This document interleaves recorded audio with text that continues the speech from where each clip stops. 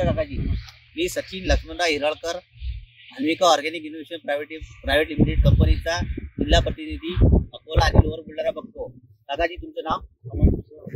कमल किशोर अग्रवाल. हे काका आपले हातरूण तालुका बाळापूर जिल्हा अकोला येथील आहे. काकाची लगभग तरी किती एकर कॉटन आहे आपली? 30 एकर कपाशी आहे. या हातरूण पंचकृषीत कपाशीचा खूप पेरा आहे.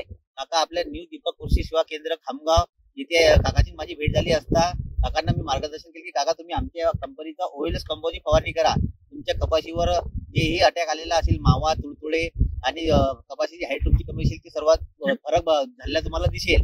काका तुम्ही फवारणी केलं ना, म्हणजे औषध आणली त्याच्यानंतर फवारणी केली असं तुम्हाला रिझल्ट कसा भेटला? रिझल्ट एकदम चांगला भेटला. तुमची कपाशीवर काही अटॅक नाही, आता काही सर्व अटॅक निघून गेले. चिकटावा, मावा, तुडतुडे, शेंडा वगैरे फोडला.